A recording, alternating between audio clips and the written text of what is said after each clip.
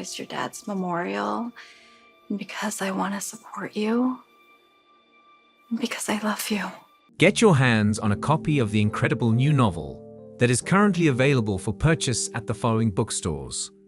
Golden leaves were falling steadily from the trees that lined the streets of Port Charles on a morning that was the perfect temperature for the fall season. Doctors were rushing through the hallways, nurses were organizing patient charts, and the noises of machinery operating in the distance could be heard in the background. It was just another day at General Hospital.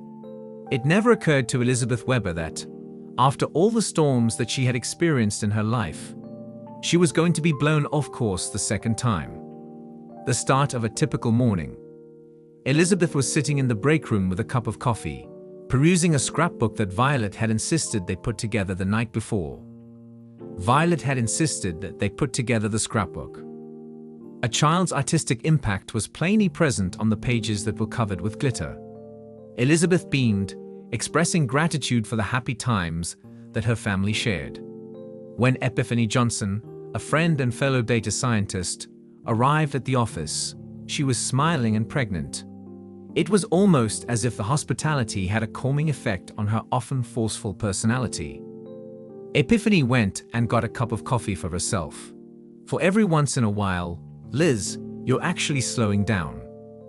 Elizabeth laughed out loud. For the time being, within the next 10 minutes, I will be making my way down to the emergency room. The Epiphany smiled. After all, it is the kind of life we agreed to live, right? Oh, and do you have any information regarding Finn? He had been looking for you earlier in the day. She experienced a fluttering in her chest. In a sense, Finn has been behaving in an odd manner as of late. Whether it was his relationship with her at the time or some aspect of his own history, she was unaware of it. However, she said, "I haven't." Did he make any reference of the subject matter? She gave a head shake to Epiphany. Indeed, he stated that Barry Williams was the victor. Appreciate and give 75/86 views of 5. There are 51 comments. In addition, it seemed as though he was thinking about something. If I were you, I would make it a priority to locate him before the day gets any more difficult. After putting her coffee cup down, Elizabeth gave a slight nod. On the other hand, this was not a typical morning. Something was about to come out unexpectedly. The first signs of the oncoming storm. As soon as Elizabeth entered Finn's office, he glanced up with a disturbed expression on his face and began to read over some laboratory results. He turned his head upward in response to her gentle tap on the doorframe. The word "hey" was spoken by her in a low voice as she entered the room through the door. "Is it true that Epiphany told you that you required me to remain?" Finn gave her a sideways glance and sighed as he motioned for her to take a seat. "It was me. Even though I wanted this to be a private conversation, we have to talk about something." The contents of her stomach churned. Is everything all correct? Is Violet safe and sound? She was instantly reassured by Finn, who said, "She's okay. It has nothing to do with her." At the conclusion of the piece, the author states, "It was a patient, someone close to you." A frown formed on Elizabeth's face. "Are you connected to me? Who is it?" Following a brief pause, Finn moved a folder across the desk where he was working. After opening it, Elizabeth peeked inside, and her heart was hammering as she did so. However, this did not occur until she noticed the name Jeff Weber on the file, which caused her hands to begin shaking. Making peace with the past. "Who is my father?" When Elizabeth spoke, she did it in such a low voice that I almost couldn't hear her. "The reason you are keeping his medical record is unclear." Finn wore a stern expression as he sat down. "What's going on, Liz? Your father was admitted to a hospital in Monterey the previous week. In the late hours of the night before, he arrived here." Elizabeth's thoughts were racing. It had been many years since she had last heard her father's voice. Ever since he and her mother had abandoned her and the other children in order to pursue their medical professions in other countries, she had not heard his voice. She repressed the wrath that she felt for them, but it was never completely gone. The question is, why is he here? At this point, her tone is growing more demanding. According to Finn, he is in a critical condition. As he was working on a case, he passed out. At first, we believe that is a matter of the heart, but there is more to it than that. He paused for a moment. I must say, Liz, it is a challenging situation. It appears that there is also some psychological trauma involved, in addition to the physical assault. With her head still spinning, Elizabeth reclined back in her chair. What about psychological trauma? That sounded nothing like the man she remembered. The one who was clinical, emotionally distant, and completely devoid of any feelings. In the end, she concluded by saying, I just don't get it. Of all the places in the world, why would he come here? Also, why did nobody notify me about it? Putting his palm on hers, Finn extended his hand before her. I believe that he is in need of you, Liz. No matter what it is, he is not prepared to deal with this independently. It's a complicated reunion. After mustering up all of her bravery, Elizabeth entered the chamber that belonged to her father. With every stride she made, she was weighed down by the caustic air of the hospital. She stopped for a moment at the entrance, her fingers hovering over the door handle. By the end of the day, she opened it. Although he was fragile and ambitious, Jeff Weber grieved so deeply within his soul while he was lying in the hospital bed. He appeared to be as old as I felt. The sight of the image left Elizabeth speechless. This is not the same man she had known in the past. Once upon a time, his presence had the potential to command, but now there was nothing but weakness. As she entered the house, she spoke softly and said, Dad. A few heartbeats later, as he blinked awake, his eyes was obscured by a sense of bewilderment. After that, he recognized who I was, and a smile spread across his face. Elizabeth, he mumbled sharply. You're in this place. Remaining at the foot of his bed, she remained uncertain about what the next step should be. Your presence in Port Charles was completely unknown to me. Finn has informed me of what took place. At the same time as Jeff took a deep breath, his eyes began to close. I apologize for being a bother to you. Myself. However, if I were to go anywhere else, I would not know where to go. She had a conflicting range of emotions within her as a result of his statements. Why is it now? As she spoke, her voice trembled as she said, You left my life for a number of years, and you decided not to return when you were at your lowest level. Right. What he murmured in a low voice was, Perhaps I do deserve that. I made a mistake and done things that I will never be able to take back. Having said that, there is something that I feel obligated to share with you, Elizabeth. Something that I can't wait to share with you. The exposition of the truth. Jeff made a feeble motion in the direction of the nightstand, where a manila envelope was sitting. His words were, in there. All of the stuff I've been withholding from you is in there. After a brief period of reflection, Elizabeth reached for the envelope and took it in her hands. It contained images, letters, and papers that introduced her to a man whom she had only a passing familiarity with. There was also a photograph of her mother, Carolyn Weber, holding a baby that she had never seen before, which was included with the possessions. Who exactly is this? With the photograph in her hand, she inquired. The expression on Jeff's face became more tense. It is Sarah's identical twin. I am your sister. Elizabeth's breath abruptly stopped. A twin? There is no twin born to me. He said, You did, as he replied, but she did not make it through. As far as we were concerned, there was no use in putting the truth on either you or Sarah, to tell you the truth. In all honesty, Carolyn, and I believe that we were acting in a manner that would be most beneficial to you. But we have come to see that we were utterly and completely wrong. While her head was spinning, Liz slumped into a chair that was adjacent to the bed. Discovering the existence of a long-lost twin was the ultimate act of betrayal, which was added to the abandonment that had occurred prior to it. The effect of ripples.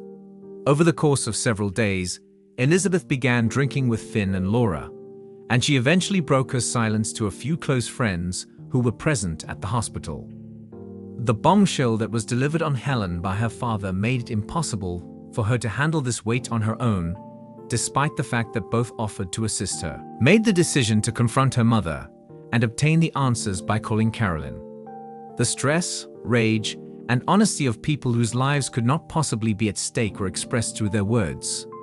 They wore their hearts on their sleeves, as is the case with talks. Carolyn stated that the death of Elizabeth's twin had caused a rift between her and Jeff, which ultimately resulted in the decisions that caused their family to become estranged from one another. She expressed her regret to Elizabeth over the phone, saying, "I'm so sorry. We performed what we had to do under the false assumption that we were preventing you from experiencing agony, but in reality, we inflicted more harm than we believe should have been necessary during the course of our actions." In search of closure. The following few days were spent by Elizabeth fighting with her father and the secrets that she had kept from her past. After spending a considerable amount of time sitting at Jeff's side, she soon became less hesitant and more mature, despite the fact that their conversations first began in a terribly awkward manner. During the course of their chats, Elizabeth started to have a better understanding of him, including his shortcomings, his regrets, and the love that he was never able to fully express. "Are you hating on me?" During the night, Jeff asked me with a voice that was barely audible above a whisper. Having tears in her eyes, Elizabeth shifted her attention to him. "I do not despise you, but I ask that you just allow me some time to forgive you." Jeff gave a slight nod, and a smile began to form on the corner of his mouth. "That is exceeding what I am entitled to. It's a new chapter." Elizabeth had to make a significant choice while Jeff was recovering from his injury. It was up to her to decide whether she would carry on with the anger and hurt she felt from the previous day or take a step toward healing, both for herself and for her family. In the end, she decided to go with the second option.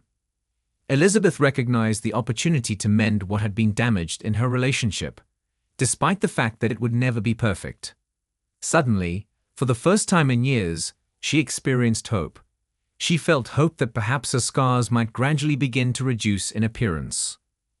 Elizabeth took a deep breath of the cool autumn air as she made her way out of the hospital that evening, and she was confident that she would be able to handle whatever lay ahead. Specifically, for herself and her children, as well as for the family that she was gradually reassembling. I'm so glad you're here.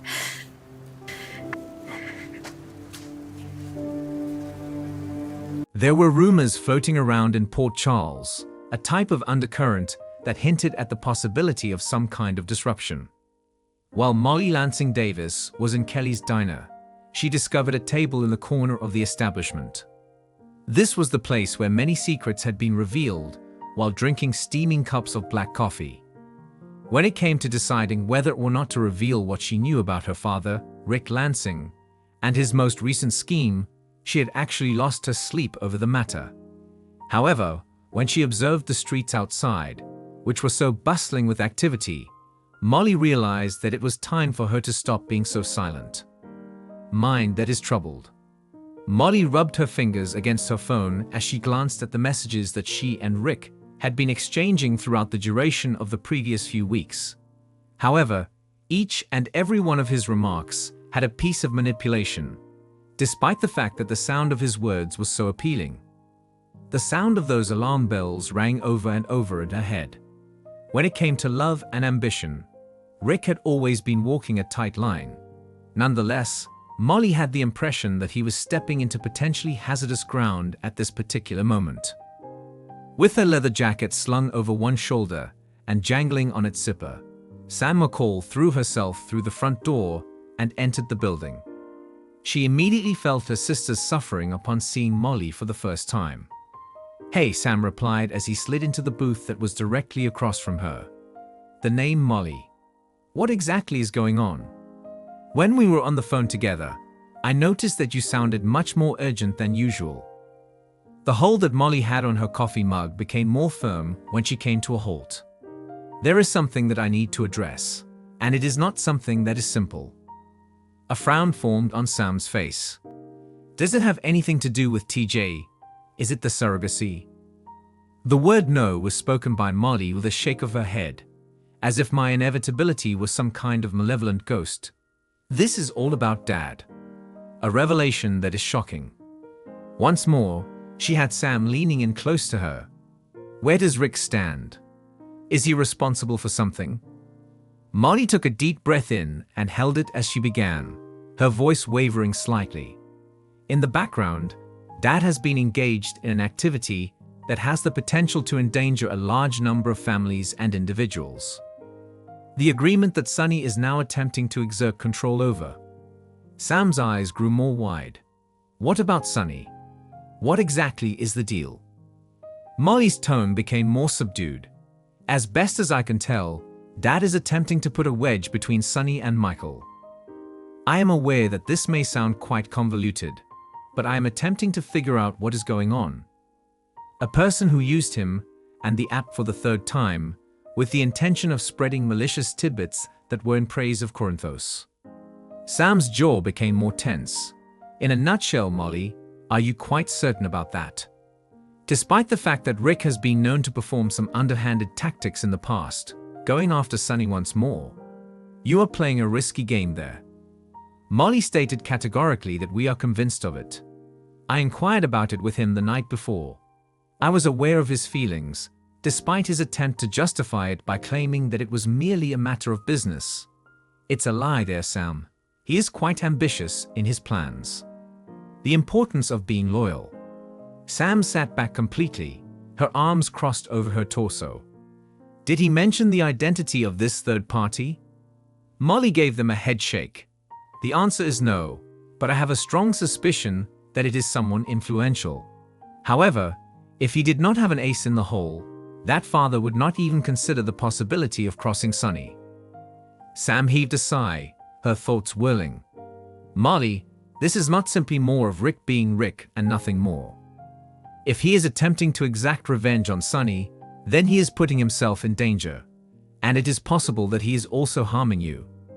Do you know what Sonny will do in the event that his family is threatened by someone? Molly's eyes sparkled as she nodded enthusiastically, and she trembled. It is true. I had no choice but to inform you about it. I am aware that I will not end up hurting myself because of my father. But I also refuse to stand by and watch him ruin people's lives.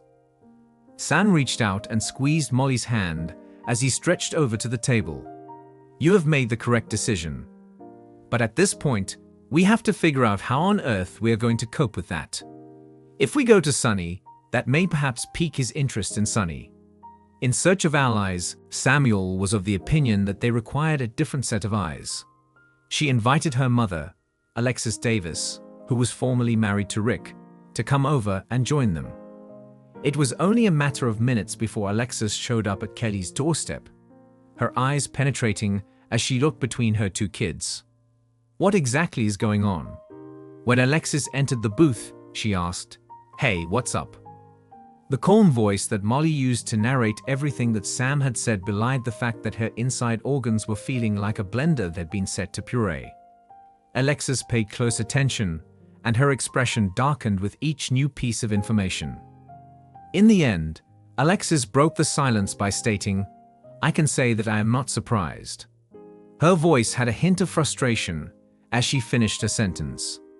"Murder in the First" is a quote from the 5th episode of the first season. Rick constantly believes that he, or anyone who is extremely similar to him, is the smartest person in the room, but he is unaware of all the collateral damage that the situation has caused as a result of his actions. Sam gave a slight nod. This is the question that needs to be answered. What should we do about it? In the event that we go straight to Rick, he will either deny it or spin it. If we were to inform Sonny of this, it may potentially escalate the conflict. Alexis let out a sigh, and then she grabbed the bridge of her nose with her fingers. We require evidence. If this is not the case, then we are only making educated guesses, and Rick is going to find a way to get out of this fiasco. A path that is harmful. Molly was receiving an SMS alert while the three of them were coming up with ideas. Her gaze landed on the screen, and the sight of Rick's name caused her heart to drop to its lowest point. The phrase "Dad's calling" was said in her suffocated voice. It was Alexis who encouraged, "Answer it. Then you should put it on speaker." Molly waited for a moment before she swiped her finger to respond. "It's me, Dad." It was Rick's voice that radiated from the speaker like silk. "Molly, that being said, I just wanted to let you know that I've been thinking about what we talked about the night before. I am sorry if I have insulted you. I am aware that you are feeling anxious, but I want you to know that everything I am doing is actually because it is the appropriate thing to do." Angrily, Molly clenched her hands. "I am aware that this is more than just a business transaction. It is letting you know that you are playing with fire, and that you are going to get burned at some point in the future." Rick's voice became more icy. "You are not seeing the complete picture, Molly, when you are in the locker room. It is necessary for us to make sacrifices in order to receive whatever it is that we are entitled to." With anxious expressions on their faces, Sam and Alexis exchanged a glance with one another. What other sacrifices? Molly did the same thing, her voice becoming more agitated. What exactly does that even connote? What are you doing that could put Sonny and his family in jeopardy? It was not necessary for Rick to make any statements on the other line. "Molly here, and you need to quit it, Dad. Whatever it is that you are aware of happening with you, it is not worth it. It is best to simply leave before it is too late." When Rick finally spoke, his tone became more gentle, and he said, "Thank you for your concern, babe. The concept that I have is as follows, but I am able to handle anything. Believe in me." When the line was cut off, engaging in action, Alexis heaved a harsh exhalation. He is more profound than I had anticipated he would be like. Whether it be money or power, he is touching a flame here. This is not simply about anything. Sam stated, "We are unable to wait. If Rick is not going to back down from this, then we need to get ahead of this situation. Jason is going to be the one I talk to. What's more, he will be able to handle Sonny in a way that prevents things from getting out of hand." Molly gave a dejected nod, a fluttering sensation arising from within her. "Do whatever it is that you are required to do. All I want is for this to be ended with before someone gets hurt. That is my sole request." A resemblance. In the later hours of that day, Sam headed to the Metro Court to meet up with Jason Morgan. She went over everything that Molly had discovered and elaborated on how serious it was. Jason managed to maintain his stony demeanor, but his eyes revealed the slightest hint of concern from time to time. In a straightforward manner, Jason stated, "I'll take care of it. We are able to maintain things on a more intimate scale, but Sonny is aware of it. Despite the fact that Rick has always been a wild card, we cannot afford to be irresponsible if he is hanging out with someone who is potentially lethal." Meanwhile, Alexis and Molly made a last-ditch effort to convince Rick to grant their request. Nevertheless, Rick, in keeping with his character, disregarded their worries by stating that he was taking care of everything. It was difficult for Molly to articulate what she wanted to say. "Dad, if you continue to walk down this road, we will lose you." There was a brief period in which Rick displayed the slightest indication of losing faith. By refusing to concede defeat, he redoubled his efforts. "I am doing this for both you and me, Molly. To you, and to our entire family. You'll come to comprehend it one day." Resulting consequences. When the week came to a close, everything was finally falling into place. With the information that Sonny had acquired from Jason, he began to put together Rick's plan in the same manner that one would put together a puzzle. The identity of the unknown third person was revealed to Sonny today. It was a rival criminal lord who was looking to take advantage of his shortcomings. In order to avoid being trapped and shumiched, Rick had no choice except to pay the piper. However, by this moment, Molly had already suffered the consequences of her actions. As she sat alone in her apartment, she had the impression that she had permanently lost a portion of her father.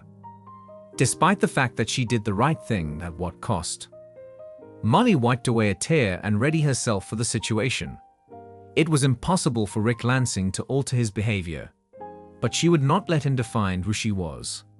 At the end of the day, She decided to choose her values over her family's devotion because she believed that the latter was the more advantageous option. Yeah, I guess there's a lot to think about. Yeah, there is. I mean, there's a lot of things to take into account.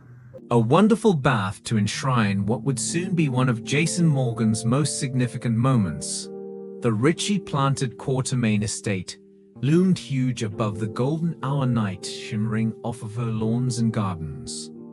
It was a perfect bath to enshrine what would soon be one of the most important moments by Jason Morgan. As a result of the stark contrast between his life as an armed robber and the amount of love he had for his son Danny Morgan, Jason had struggled for years with the concept of being a parent. Tonight was the night that he intended to make up for the growing gap that had developed between them. Putting the scene in place. Jason was walking around the enormous open space that was the living room within the mansion. The hearth that contained the fire was buzzing, and the corners of the walls were filled with varying shades of color.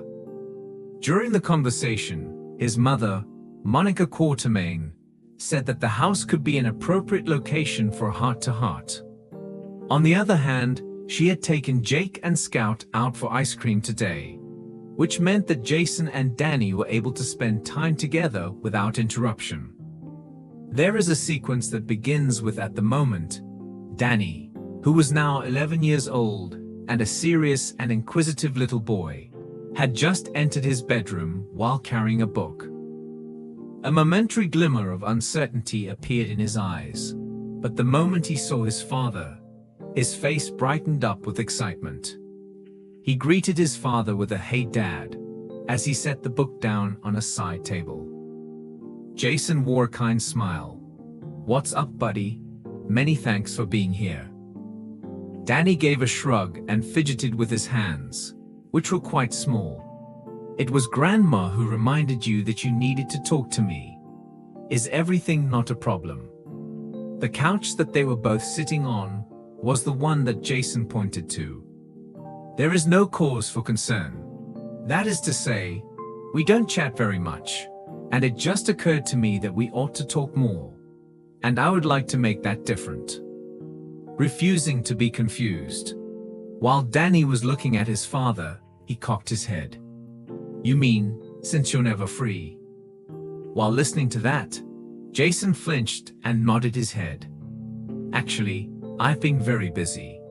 However, that is not an acceptable explanation.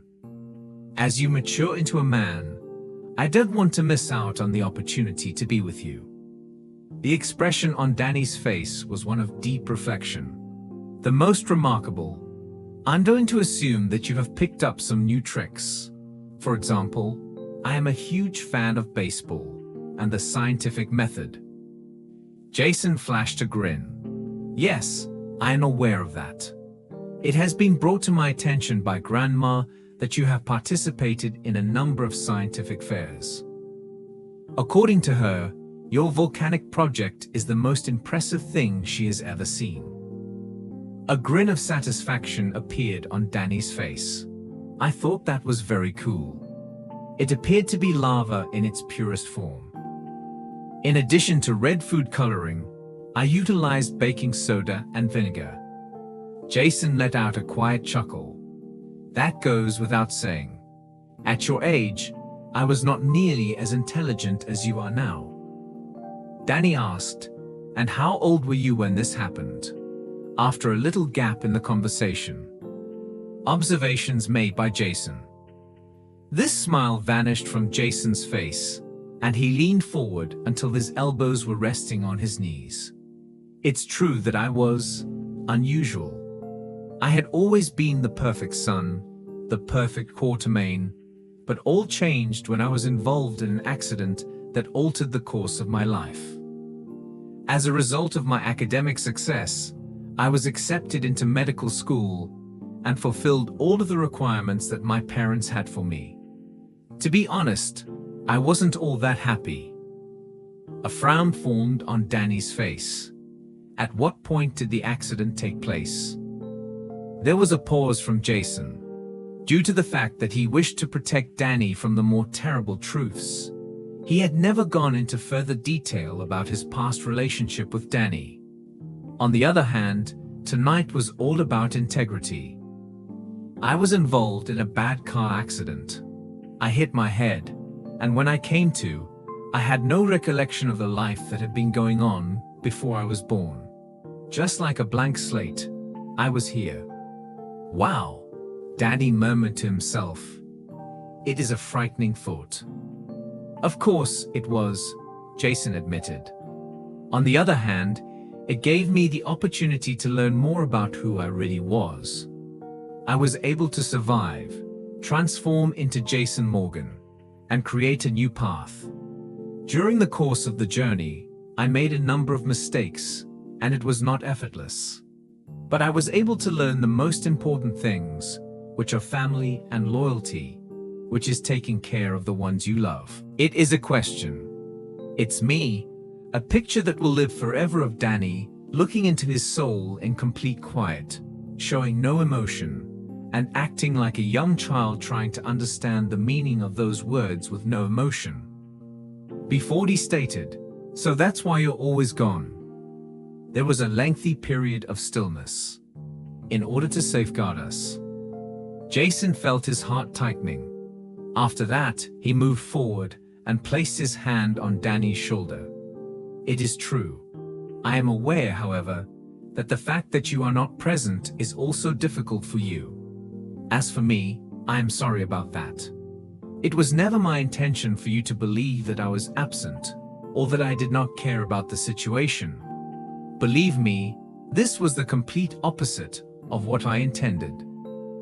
Danny turned his head away from the situation and fidgeted with the bottom of his shirt. "There are times when I miss you a great deal. Moreover, I am completely perplexed as to why you are unable to be in our presence more frequently. Although Mom claims that it is your job, she does not have much to offer in this regard." He let out a sigh. "I agree with your mother. I work in a hazardous environment, and I do not want to be in that environment with you or Scout. As a result, I have a tendency to keep my distance from myself at times. Despite this, I had a few hints that I could make some improvements. To be able to join you without putting you in danger, I need to find out a means to do so. Developing a trusting relation." Danny's eyes were filled with a whirlwind of emotion as he met the gaze of his father. "In the event that it is important to you, I do not want you to cease doing what you are doing that you are doing. All I want to do is grasp it more thoroughly. I would like to get to know you better." Because of the lump that was lodged in his throat, Jason swallowed. He was humbled at the level of maturity that his son had reached at that time. "It would be beneficial for you, Danny, to learn more about me. Moreover, I would like to go into further detail with you. Beginning right now, I will make a point to spend more time with you. Anything from scientific endeavors to baseball games, or even just this kind of thing." Danny gave a timid smile. "I'd agree with that." The promise of the father. Through some digging in the pocket of his coat, Jason was able to retrieve a small pebble that was completely polished. In the process of turning it over, he placed it in Danny's hand, who then examined it with an inquisitive expression. "This is what it is," asking was Danny. The statement that Jason made was, "It's a worry stone. Years have passed since I first brought it with me. It was something that I would cling to whenever I was feeling disoriented or overwhelmed.